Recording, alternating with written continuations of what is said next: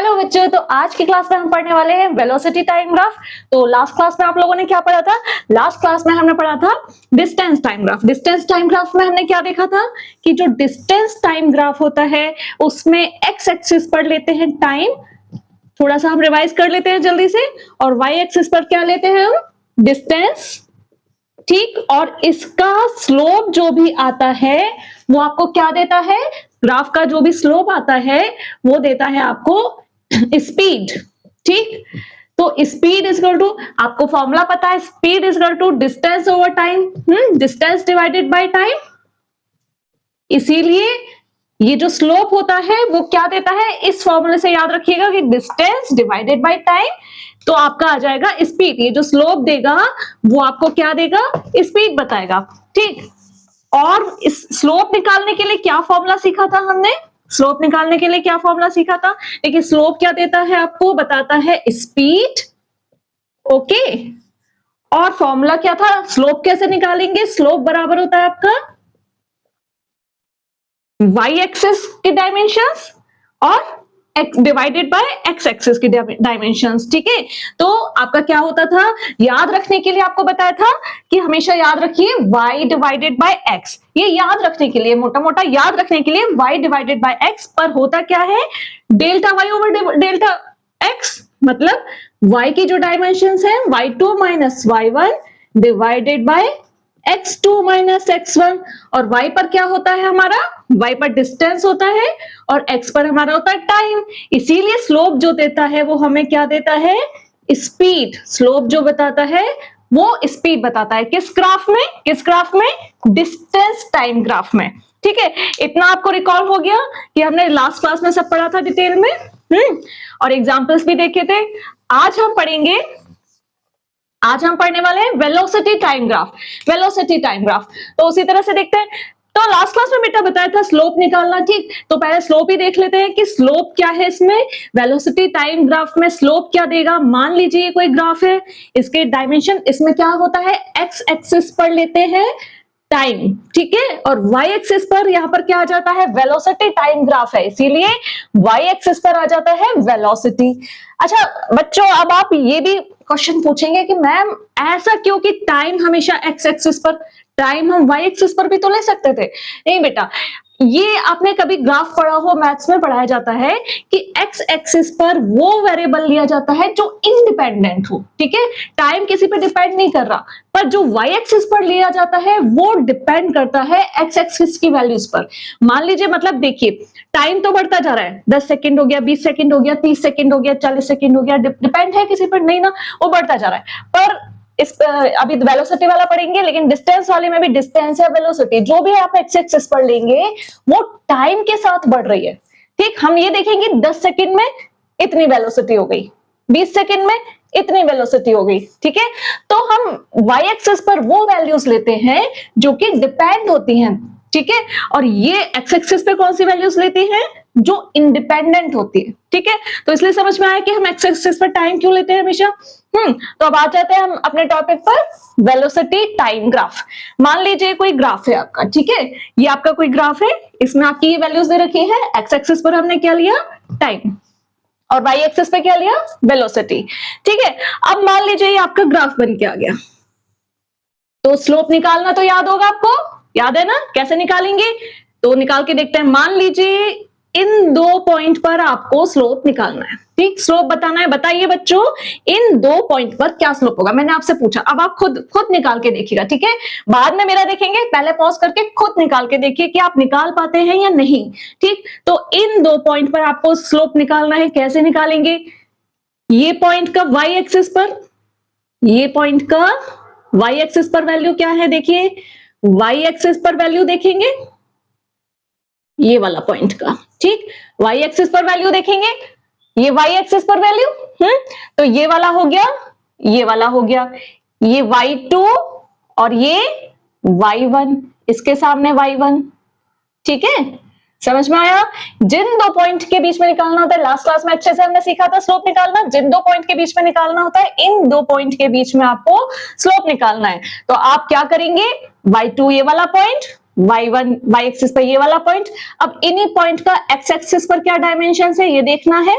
तो x axis पर क्या हो गई, ये थोड़ा सा आप स्केल पेंसिल से बनाएंगे तो सही से बनेगा, ठीक है। मेरा ये मैंने बिना मेजरमेंट के बनाया है, इसीलिए आगे पीछे हो गया, कोई बात नहीं, ठीक है। अब हमने इसे सही कर दिया, यहाँ पर हो गया 20 और यहाँ पे हो गया 30, ठीक है। ये 0 है, ये 10, ये 20। आपको इन दो पॉइंट के बीच में आपको स्लोप निकालना है, स्लोप, ठीक है। स्लोप निकालना क्या बताया था, स्लोप क्या होता है आपका, स्लोप होता है y2 minus y1 divided by x2 minus x1। दो पॉइंट कहां लिए हमने, इनका y2 कहां पे माना, ये रहा आपका y2 और ये रहा आपका y1। इन दो पॉइंट का y एक्सिस पर डायमेंशंस नोट करें और x एक्सिस पर करें। ये आपका हो गया x2 और ये होगा आपका x1, ठीक है। तो स्लोप क्या निकल के आया बेटा, स्लोप निकल के आ गया आपका y2 की जगह क्या रखा 40, ठीक है, और y1 की जगह क्या आया 20 डिवाइडेड बाय x2 की जगह क्या रखा 20 और x1 की जगह क्या आया 10। वैल्यूज पुट कर दी, क्या आया सॉल्व करके देखेंगे हम, 20 डिवाइडेड बाय 10 और ये क्या आ गया आपका 2। अब ये 2 क्या है बेटा, लास्ट क्लास में क्या सीखा था हमने कि स्लोप कौन से ग्राफ में, अगर हम डिस्टेंस टाइम ग्राफ देख रहे होते हैं तो स्लोप हमें क्या बताता है, हमें बताता है स्पीड। अब इसमें स्पीड या वेलोसिटी, अब इसमें आप क्या देख रहे हैं, वेलोसिटी टाइम ग्राफ, ठीक है। तो इसमें देखिए रेशो क्या बता रहा है हमारा, y एक्सिस पर क्या दे रखा है हमारा, y एक्सिस पर है वेलोसिटी, तो स्लोप इसमें क्या बता रहा है देखेंगे, y axis divided by x axis, तो y एक्सिस पर क्या है बेटा वेलोसिटी, ठीक, वेलोसिटी, और x एक्सिस पर क्या है हमारा टाइम। समझ में आया इतना, क्या है स्लोप, स्लोप है वेलोसिटी डिवाइडेड बाय टाइम। अब ये फॉर्मूला देखिए, आप कुछ जाना पहचाना लग रहा है क्या, कुछ जाना पहचाना लग रहा है, यहां पर कुछ कुछ तो देखा लग रहा है भाई, हमने कभी पढ़ा था पिछली क्लासेस में, हमने अभी लास्ट वीडियोस में आपने देखा होगा कि क्या पढ़ाया था मैंने आपको, एक्सेलरेशन। एक्सेलरेशन क्या होता है बेटा, एक्सेलरेशन होता है, क्या होता है v minus you divided by time. कुछ याद आया, क्या फॉर्मूला होता है एक्सेलरेशन का, v माइनस यू मतलब वेलोसिटी में change in velocity divided by time, change in velocity divided by time, और यही तो यहां दिख रहा है लिखा हुआ velocity divided by time, same है ना। तो इट मींस क्या हुआ कि वेलोसिटी टाइम ग्राफ में आपका स्लोप जो निकल के आता है, स्लोप क्या होता है, एक्सेलरेशन होता है। समझ में आया कि वेलोसिटी टाइम ग्राफ में जो आपका स्लोप निकल के आया वही क्या होता है, वो एक्सेलरेशन होता है। तो एक्सेलरेशन होता है तो यूनिट क्या होगी स्लोप की, मतलब एक्सेलरेशन की यूनिट क्या हुई बताइए, यूनिट सोच के बताइए, क्या बताई थी एक्सेलरेशन की, 2 मीटर पर सेकेंड स्क्वायर, ठीक है। यूनिट क्या बताई थी एक्सेलरेशन की, मीटर पर सेकेंड स्क्वायर। तो क्लियर हुआ कि वेलोसिटी टाइम ग्राफ में हम जब स्लोप निकालेंगे, स्लोप कैसे निकालते हैं, y2 minus y1 divided by x2 minus x1। दो पॉइंट के बीच में आपको स्लोप निकालना है, तो आपने क्या लिखा उनकी वैल्यूज, y पे क्या दे रखी है वैल्यू, y1 पे क्या दे रखी है वैल्यू डिवाइडेड बाय x2 पे क्या दे रखी है, x1 पर क्या दे रखी है, और क्या निकल के आ जाएगा, ये आपका आ जाएगा एक्सेलरेशन निकल के। तो इतनी बात समझ में आई। अब हम देखते हैं बेटा, मैंने आपको लास्ट वीडियो में बताया था, लास्ट क्लास में बताया था कि ग्राफ के क्वेश्चंस के लिए हमें, मोशन के ग्राफ समझने के लिए, ग्राफिकल रिप्रेजेंटेशन ऑफ मोशन समझने के लिए हमें दो चीजें सीखनी होंगी। पहला तो स्लोप आपने समझ लिया, दूसरा है बेटा area under the graph. Area क्या होता है, मान लीजिए कोई ग्राफ है, ठीक, ग्राफ है ये, मान लीजिए ये कोई ग्राफ है, ठीक है।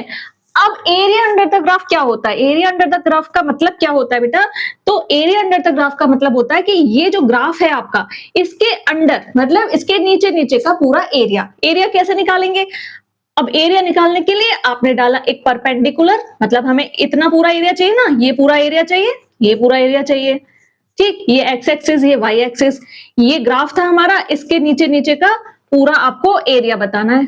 ठीक है, ये आपको क्या दिख रहा है बेटा, ये आपको क्या दिख रहा है, ट्राइंगल दिख रहा है, ट्राइंगल दिख रहा है।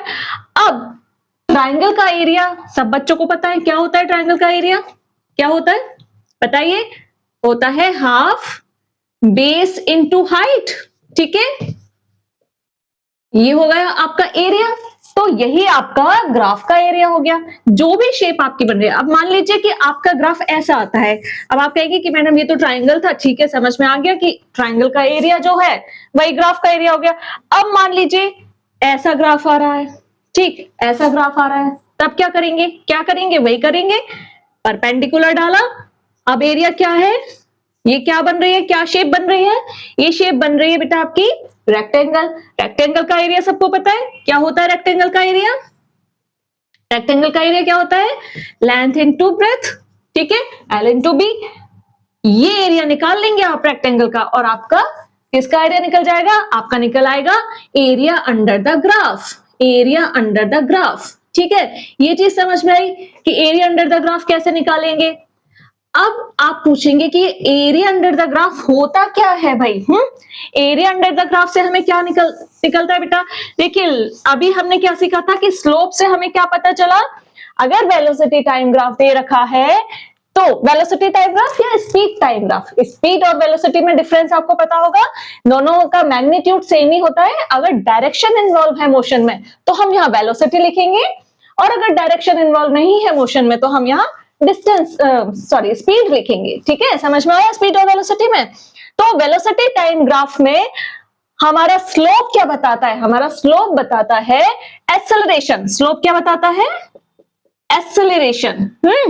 अभी अभी हमने देखा ये।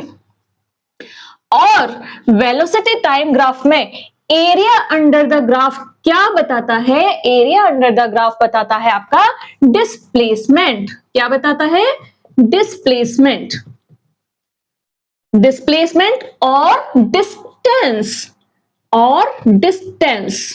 डिस्टेंस कब होगा, अगर आपका वाई एक्सिस पर वेलोसिटी की जगह हम स्पीड ले रहे हैं। ठीक है, वेलोसिटी की जगह हम स्पीड ले रहे हैं तो डिस्टेंस, और वेलोसिटी ले रहे हैं तो डिस्प्लेसमेंट। ठीक है, तो एरिया अंडर द ग्राफ क्या बताता है वेलोसिटी टाइम ग्राफ में, डिस्टेंस या डिस्प्लेसमेंट। ठीक है, एग्जांपल से देख लेते हैं, एग्जांपल करके आपको अच्छे से समझ में आएगा।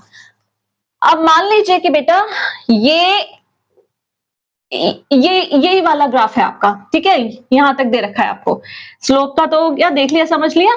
अब इसी में हम देखते हैं, मान लीजिए कि आपको ये आपका दे रखा है ग्राफ, स्ट्रेट लाइन। ठीक है, ये दे रखा है। अब आप बताइए एरिया अंडर द ग्राफ, मतलब ये ग्राफ है आपका, मान लीजिए यहां तक ग्राफ है, तो एरिया अंडर द ग्राफ कितना होगा, कितना होगा, क्या डालेंगे हम, परपेंडिकुलर डालेंगे, परपेंडिकुलर डाला, और क्या आया हमारा फॉर्मूला, क्या है एरिया अंडर द ग्राफ का, एरिया क्या निकल के आया, 1/2 बेस, बेस कितनी वैल्यूज दे रखी है,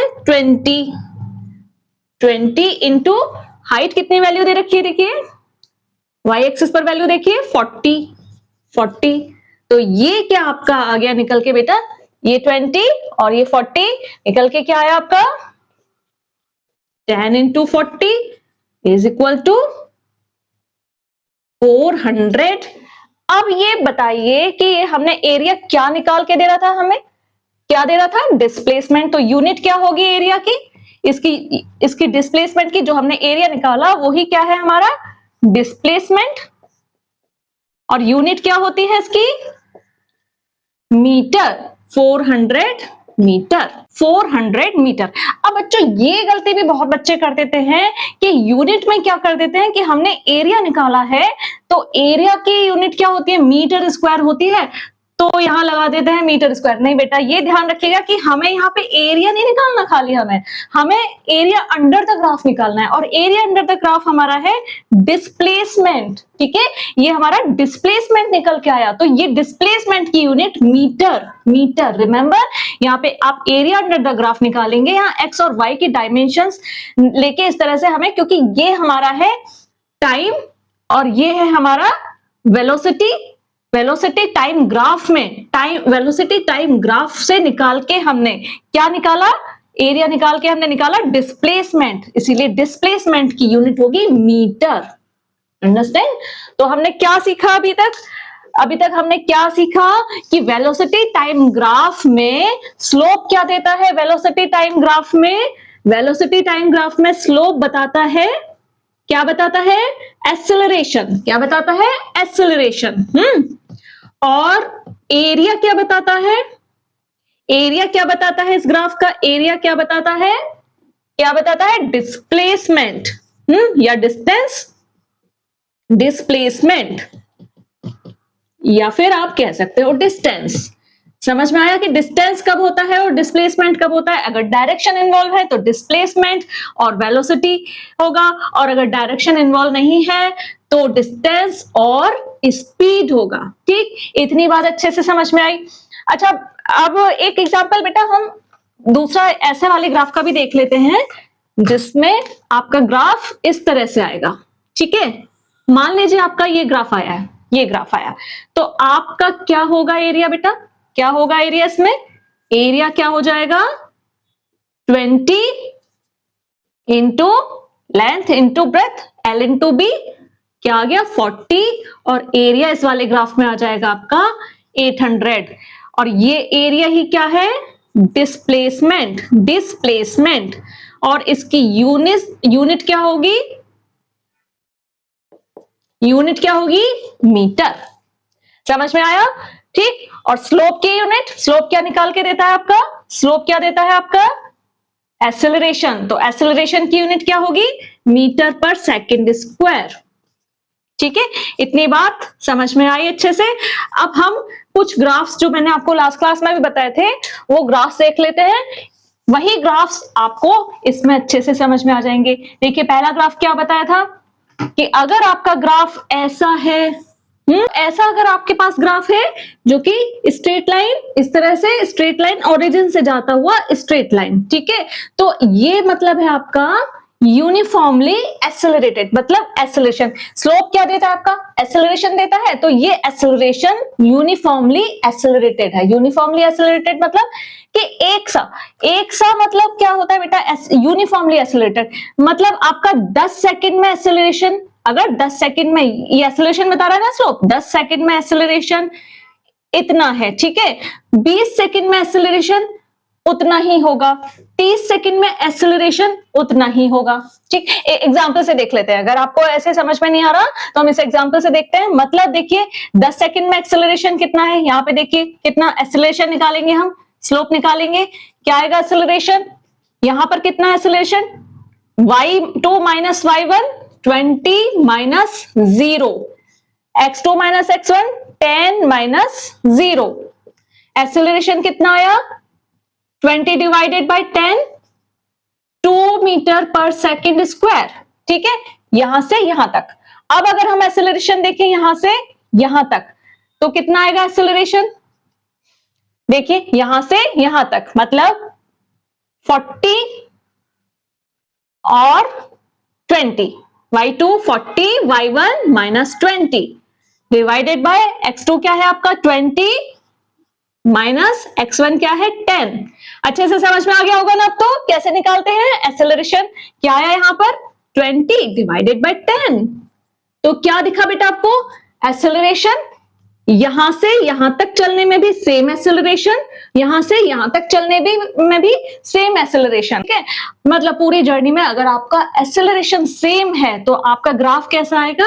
इस तरह से स्ट्रेट लाइन। ठीक है, ओरिजिन से स्ट्रेट लाइन। ठीक, अगर मान लीजिए आपका ग्राफ ऐसा आ रहा है, मान लीजिए लास्ट क्लास में सारे केसेस समझाए थे, अगर आपका कर्व के साथ ऐसा आ रहा है, मतलब आपका एक्सेलरेशन इंक्रीज होता जा रहा है, सेम नहीं है, इंक्रीज होता जा रहा है। ठीक है, अगर मान लीजिए आपका ग्राफ इस तरह से आ रहा है, जो अभी हमने एग्जांपल देखा था जिसमें हम रेक्टेंगल का एरिया निकालते हैं, ठीक है, इस तरह से आ रहा है, तो मतलब क्या हुआ इसका बेटा कि एक्सेलरेशन, ये क्या बता रहा है? स्लोप हमारा एक्सेलरेशन बता रहा है, एक्सेलरेशन हमारा 0 हो गया। लेकिन इस कंडीशन में बेटा कुछ बच्चे क्या गलती करते हैं?